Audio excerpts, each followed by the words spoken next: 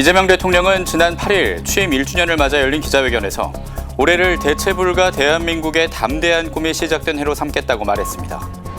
이재명 정부 출범 1년, 평화, 인권, 문화, 사회 분야에서 어떤 변화가 있었고 앞으로의 과제는 무엇인지 짚어봅니다.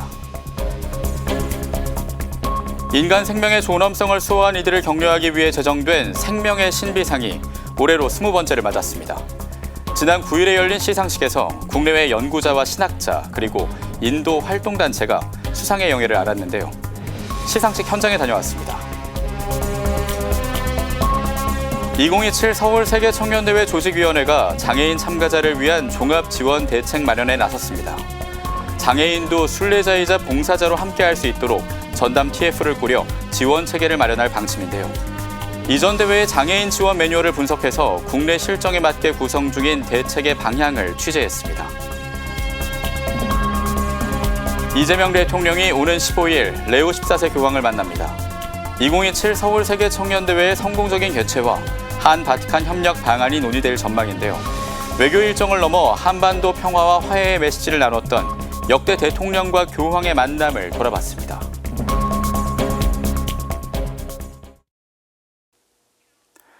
시청자 여러분 안녕하십니까? CPBC 뉴스플러스입니다. 이재명 대통령은 취임 이후 한반도 긴장 완화를 목표로 평화 공존 정책을 추진해왔습니다. 대북 확성기 방송과 대북 전단 살포를 중단하고 남북 교류 협력 기반을 강화하는 등 대결보다 공존에 방점을 찍어왔다는 평가를 받는데요. 이 대통령은 지난 8일 취임 1주년 기자회견에서 한반도 비핵화 목표를 포기할 수 없다는 입장을 재확인했습니다. 전은지 기자가 보도합니다. 이재명 대통령은 취임 1주년 기자회견에서 한반도 비핵화를 위한 의지를 거듭 밝혔습니다. 이 대통령은 북한이 현재도 핵물질 생산과 핵무기 개발 능력을 고도화하고 있지만 한국은 비핵화 원칙을 유지해야 한다고 말했습니다. 북한은 지금 이 순간에도 핵물질을 생산하고 있어요. 1년에 10개에서 15, 20개 정도 대충 그 안에 핵무기를 만들 수 있는 핵물질을 생산하고 있고요. 우리가 비핵화라는 목표를 포기하지 말자. 왜냐하면 우리가 핵무장을 할 수도 없거든요. 대한민국이 핵무장을 하면 일본은 가만히 있겠어요? 대만은 가만히 있겠어요? 동아시아는 가만히 있겠어요? 다 핵무장해가지고 온 동네가 핵천지가 되겠죠. 이 대통령은 북한 비핵화 역시 현실적이고 단계적 접근이 필요하다고 설명했습니다. 북한이 체제 유지를 위해 핵무기를 개발하는 현실을 인정하면서도 핵무기 추가 생산과 수출, 대륙간 탄도미사일 개발 중단 등을 목표로 협상해야 한다는 겁니다. 핵무기 또는 탄도미사일 기술이 체제 유지 보존을 위해서 필요한 범위를 넘어서면 뭘 할까요? 이걸로 체제 유지는 충분해 라고 하는 상황 이상으로 생산하면 어떻게 될까요? 수출해야지. 그 얼마나 살 사람 많아요. 얼마나 위험한 상태입니까? 그래서 이걸 막는 것도 국제사회의 이익이다. 이재명 정부는 지난 1년 동안 한반도 평화공존 정책을 바탕으로 남북관계 기조를 적대와 대결에서 평화공존과 공동성장으로 바꾸는 데 힘써왔습니다. 이 대통령은 과거 정치적 이유로 북한을 적대시해온 분위기를 개선하기 위해 노력해왔다고 평가했습니다. 그런데 이게 정치적 요인에 의해서 존중을 하는 게 아니라 적대시했죠. 심지어 전쟁을 유발하려고까지 했잖아요. 북한이 그 참 견디기 어려웠을 거예요. 약간의 성과는 있어요. 오물 안 보내잖아요. 그 남쪽에다 대고 방송에서 괴롭히는 거 안 하잖아요. 강화도 주민들은 어제 방송 안 와서 좋다고는 하는데. 이재명 정부는 출범 이후 대북 확성기 방송과 민간단체의 자발적인 대북 전단 살포 중단을 끌어냈습니다. 민간인 평양 무인기 침투 사건과 관련해선 지난 2월 철저한 재발 방지 조치를 발표하고 항공안전법을 개정해 처벌을 강화했습니다. 남북교류 재개에 대비해 남북협력기금 사업비를 1조 원으로 복원했고 북한 주민 접촉신고 처리 지침을 폐지해 민간교류의 확대 기반을 마련했습니다. 이 대통령은 이러한 노력의 목표는 통일이라며 이를 위해선 우선 평화공존의 토대를 쌓아야 한다고 말했습니다. 우리 헌법이 정한 바의 길을 가야죠. 평화적인 통일의 그 지향을 포기할 수는 없습니다. 그렇다고 해서 현재 상태 통일 얘기하면 더 관계 나빠지니까 일단은 평화 공존하는 것으로 소통하고 대화하고 존중하고 함께 공존하는 걸로 가야 되지 않을까 싶어요. 이 대통령은 남북 분단 80년의 시간도 역사적 관점에서 보면 영원한 상태가 아니라며 관계 개선에 앞장서야 한다고 강조했습니다. CPBC 전은지입니다. 이재명 대통령은 취임 1주년 기자회견에서 올해를 대체 불가 대한민국의 담대한 꿈이 시작된 해로 삼겠다고 말했습니다. 특히 문화 분야에서만큼은 세계 최강이 돼야 한다고 강조했습니다. 맹현균 기자의 보도입니다. 이재명 대통령은 대한민국을 바라보는 국제사회의 시각이 달라지고 있다고 평가했습니다. 깨끗한 환경과 높은 시민의식, 문화와 첨단 산업의 경쟁력을 바탕으로 한국은 세계가 주목하고 있는 나라가 되고 있다는 평가입니다. 특히 백범 김구 선생이 꿈꿨던 문화 강국을 언급하며 문화 분야만큼은 세계 최강이 돼야 된다고 강조했습니다. 문화는 세계 최강이 돼야 된다. 왜? 모두가 행복한 할 수 있는 길이니까. 우리가 문화가 강하다고 해서 누군가 불행해지지는 않거든요. 이 대통령은 재외 공간도 문화, 경제, 산업 진출의 교두보 역할을 하도록 개편하고 있다고 밝혔습니다. 이 대통령은 이번 유럽 순방에서도 이런 점을 강조할 것으로 보입니다. 특히 바티칸 방문에서는 2027 서울 세계청년대회도 주요 의제로 다뤄질 전망입니다. 청년 약 100만 명이 한국을 찾는 만큼 한국의 문화적 역량과 민주주의, 시민의식을 세계에 보여줄 시험대가 될 것으로 보입니다. 2027 서울 WID는 비가톨릭 국가에서 최초로 열리는 문화 행사인 만큼 한국의 국가 브랜드를 세계에 알릴 수 있는 계기가 될 것으로 기대됩니다. 다만 이 대통령은 한국의 민주주의를 위협하는 요인으로 가짜뉴스를 꼽았습니다. 주권자들의 판단을 왜곡 조작하고 일정한 방향으로 끌어가기 위해서 의도된 조작 가짜 정보를 생산해서 주입하는 행위는 저는 헌정질서 파괴 행위라고 봐요. 이 대통령은 언론은 민주공화국을 떠받치는 핵심 장치라며 보호받고 보장돼야 한다고도 했습니다. 하지만 국민 판단 근거가 되는 정보가 왜곡될 경우 민주주의 자체가 흔들릴 수 있다고 우려한 겁니다. 특히 누군가의 주장과 의견을 전하는 보도라도 사실이 아니라면 책임을 면할 수 없다고 지적했습니다. 언론의 자유를 강조하면서도 의도적인 허위 보도나 사실 왜곡에 대해 언론 스스로가 경계하고 또 문제가 있을 경우 책임져야 한다는 점을 강조한 것으로 풀이됩니다. CPBC 맹현균입니다. 인간 생명의 존엄성을 수호한 이들을 격려하기 위해 제정된 생명의 신비상이 올해로 20번째를 맞았습니다. 지난 9일에 열린 시상식에서 국내외 연구자와 신학자 그리고 인도 활동단체가 수상의 영예를 안았습니다. 윤재선 기자가 전해드립니다. 서울 대교구장이자 교구생명위원장인 정순택 대주교가 카이스트 정원석 교수에게 생명과학 분야 본상 상패와 상금 1억 원을 수여합니다. 정 교수는 기존 신경세포 중심의 뇌 연구를 신경교세포로 확장해온 생명과학 분야 연구자입니다. 신경교세포 기능 이상이 알츠하이머병 같은 다양한 뇌질환과 연결된다는 사실을 밝혀냄으로써 가톨릭적 생명보호 정신을 과학적으로 구현해냈다는 평가를 받았습니다.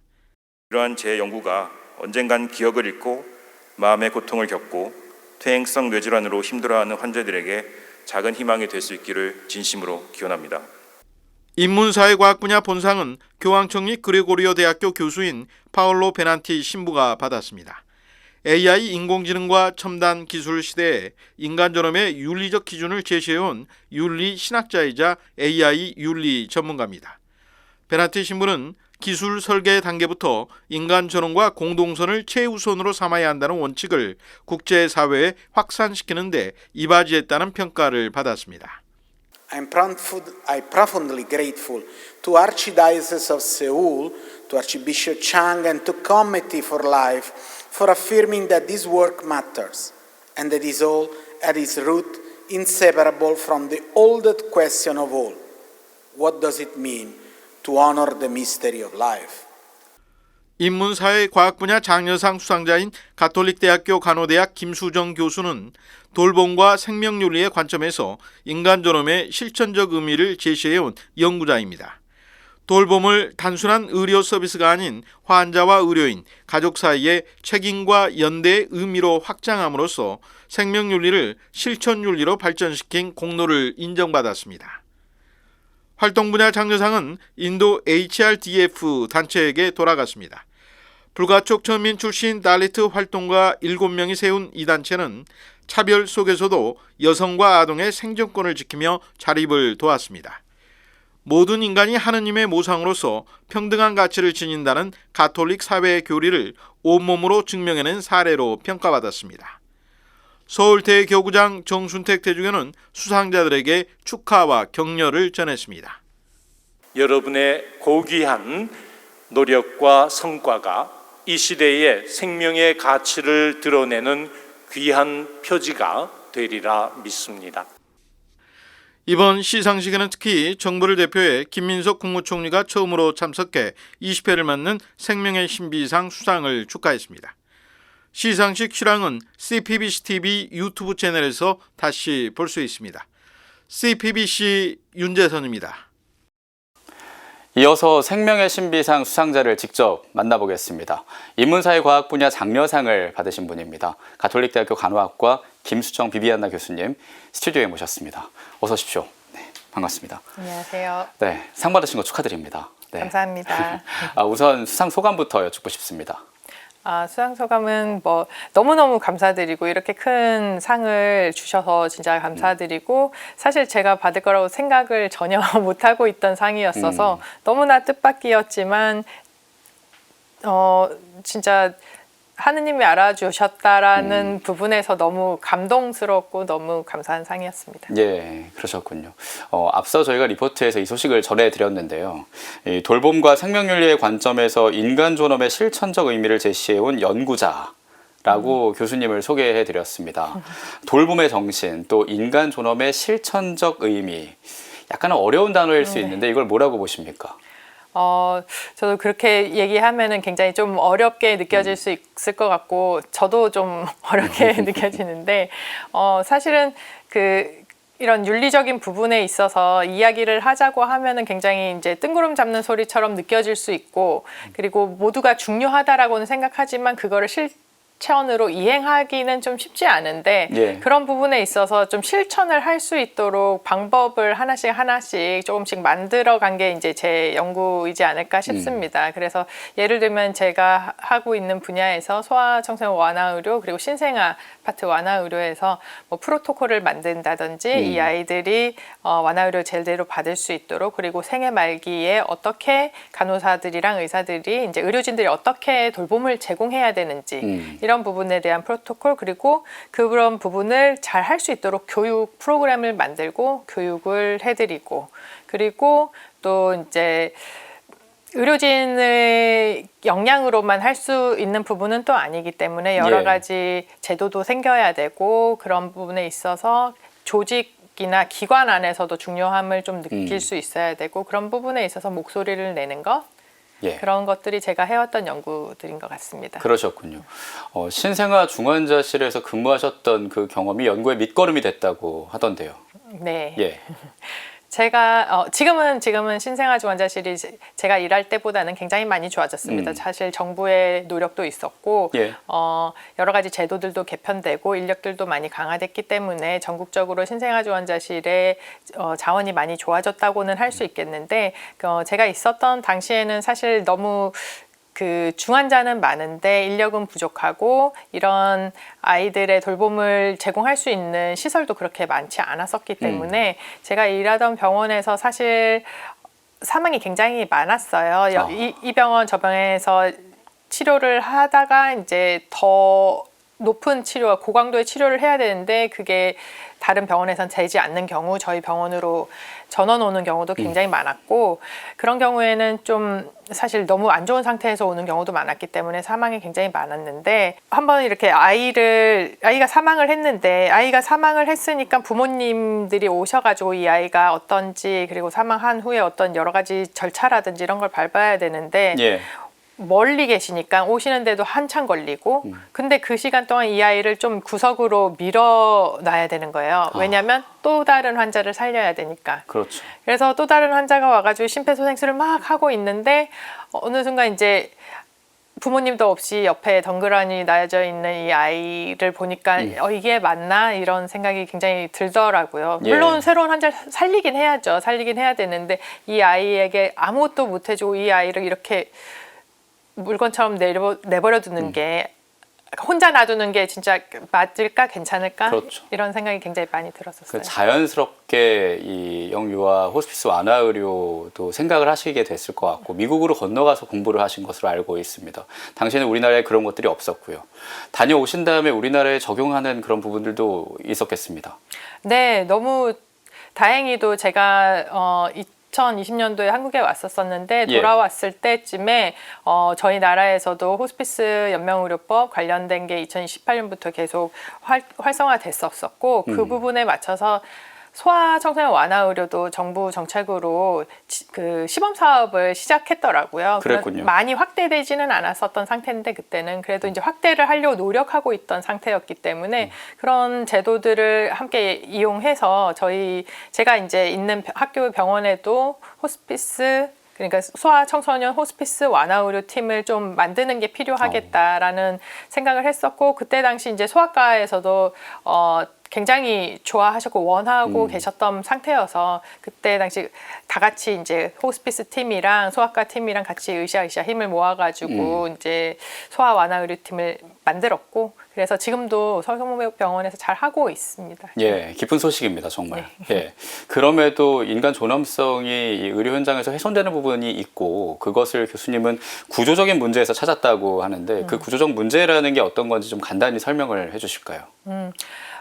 많은 부분에서 힘들어서 의료진들이 힘들어서 도덕적 고뇌를 느끼고 스트레스를 느끼고 하면서 결국에는 이 아이를 너무 좋아하고 이 아이를 위해서 정말 최선을 다했던 의료진들이 이런 사망과 아이들이 나빠지는 것을 계속 반복돼서 경험하다 보니까는 떨어져 나가게 되더라고요. 예. 그래서 병원을 떠나게 되고 이게 너무 인력이 아까운 거죠. 너무 애들을 좋아하면서 너무 잘하는 사람들이 이 아이가 아프고 안 좋아지는 것에 대해서 너무 힘들어서 이 병원을 떠나게 되니까 예. 너무 트레이닝도 많이 받았고 이런 사람들이 그래서 그런 부분들에서 이 개인만의 문제 혹은 개인이 알아서 해결해야 되는 문제로 놔둬서는 안 되겠다라는 생각을 했었었고 특히 이제 조직적으로 이런 부분들을 어떻게 해소할 것인지 같이 노력을 해야 되고 같이 이 인력을 지키기 위해서라도 조직 안에서 인력을 지키기 위해서도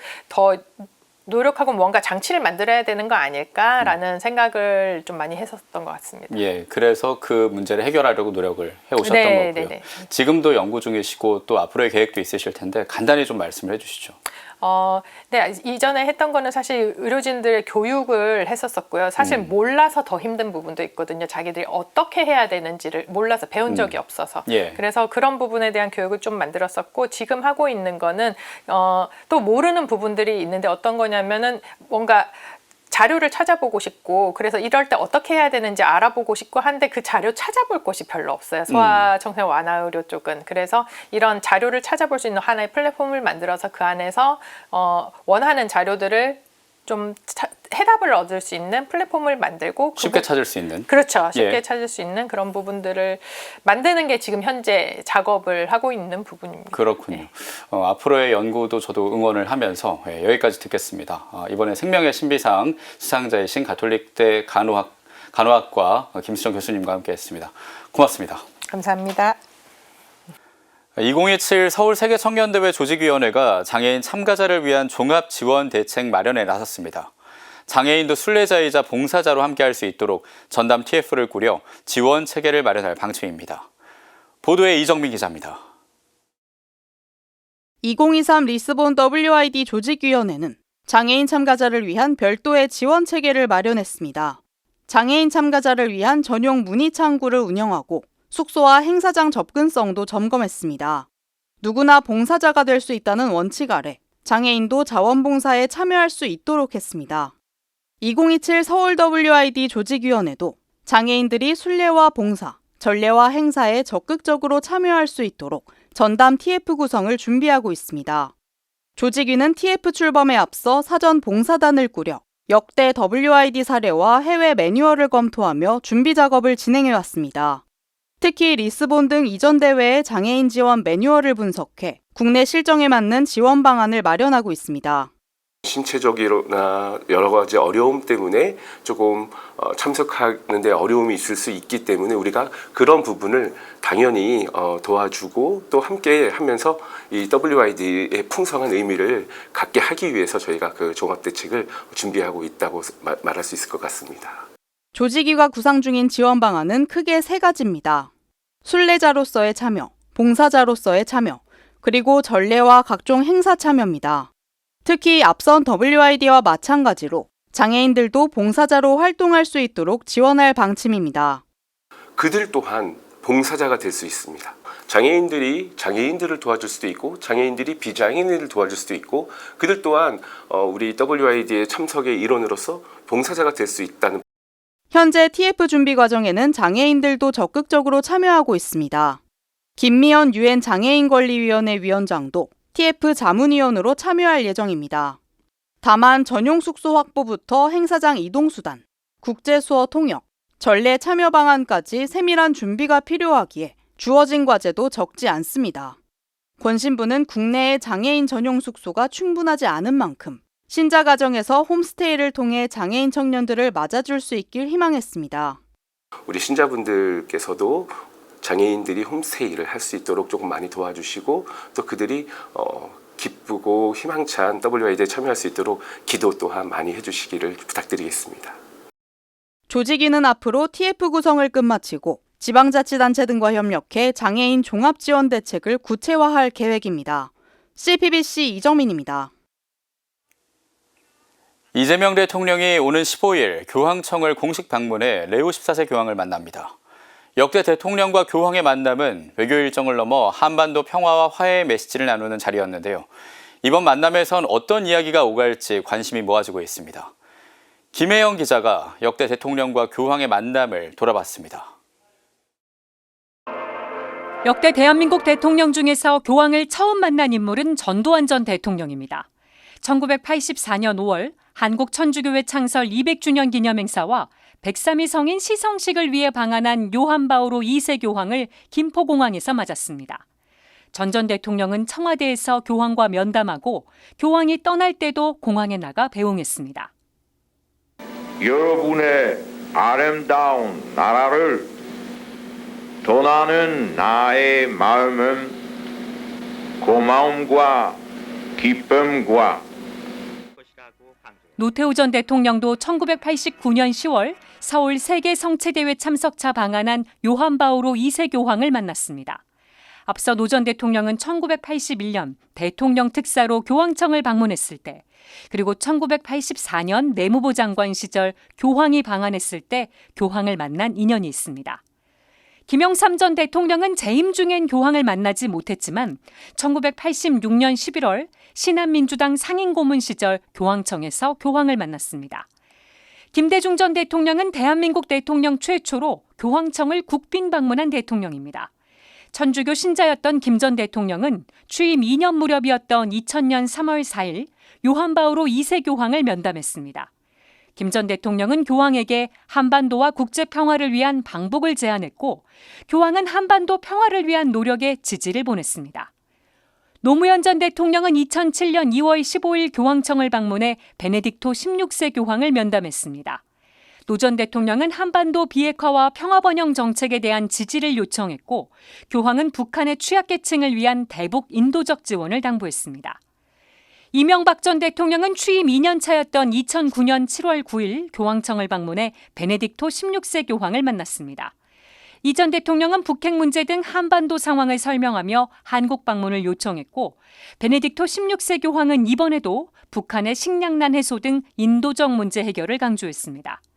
박근혜 전 대통령은 취임 1년 6개월 무렵이었던 2014년 8월 14일 프란치스코 교황을 서울공항에서 직접 영접했습니다. 박 전 대통령은 교황과 청와대 면담에 이어 교황이 명동대 성당에서 주례한 한반도 화해와 평화를 위한 미사에도 참석했습니다. 박 전 대통령은 2달 후인 10월 17일 교황청을 방문해 교황을 다시 만났습니다. 박 전 대통령은 통일된 한국에서 교황을 다시 뵙길 바란다고 했고 교황은 한반도 평화 통일을 위해 같이 기도하자고 화답했습니다. 문재인 전 대통령은 교황청을 2번이나 방문한 첫 대통령입니다. 2018년 10월 프란치스코 교황과의 단독 면담에서 김정은 북한 국무위원장의 초청 의사를 전달했는데 교황은 초청장이 오면 갈 수 있다고 말했습니다. 2021년 10월 두 번째 면담에서는 교황이 북한을 방문한다면 한반도 평화의 모멘텀이 될 것이라고 말했습니다. 교황은 초청장을 보내주면 기꺼이 가겠다고 화답했지만 방북은 끝내 이루어지지 못했습니다. 문 전 대통령은 교황에게 DMZ 철조망을 잘라 만든 평화의 십자가를 선물하기도 했습니다. 역대 대통령과 교황의 만남엔 늘 한반도 평화라는 화두가 있었습니다. 오는 15일 이재명 대통령과 레오 14세 교황의 만남에서도 평화의 메시지가 이어질지 관심이 모아집니다. CPBC 김혜영입니다.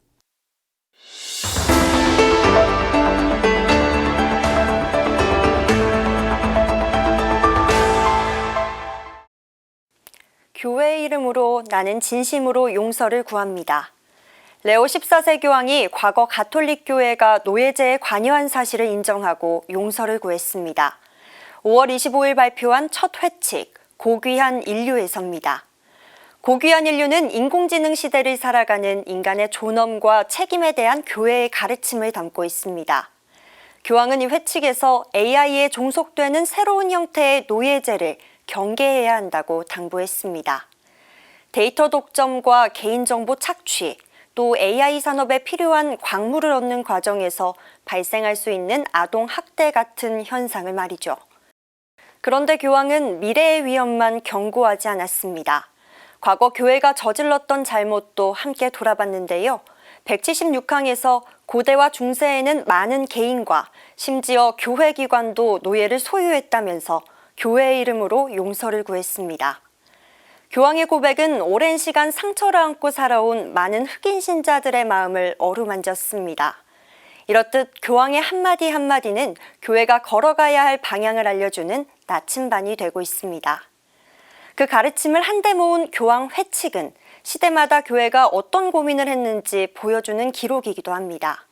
오늘 함께하는 교회는 역대 교황 회칙 살펴보겠습니다.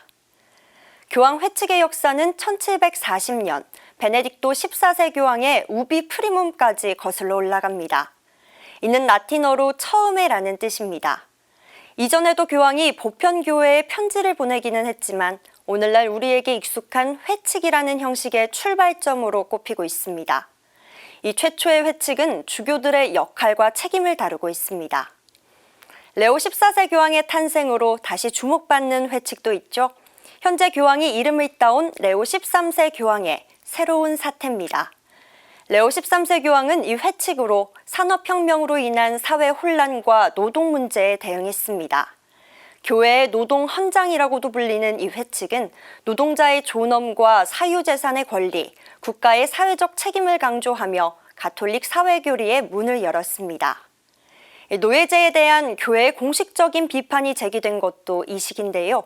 레오 13세 교황은 인플루리미스를 통해 노예제는 종교와 인간의 존엄성에 반한다고 지적했습니다.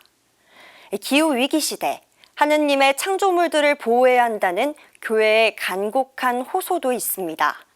프란치스코 교황의 찬미받으소서는 지구를 공동의 집으로 부르며 인간과 자연이 조화롭게 공존하는 삶을 위한 생태적 회심을 촉구했습니다.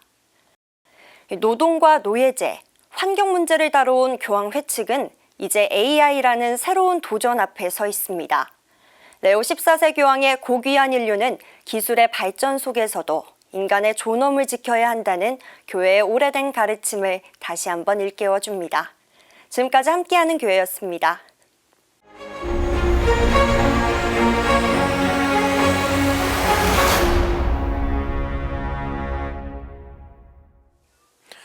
바오로는 일치의 사도라고 불립니다.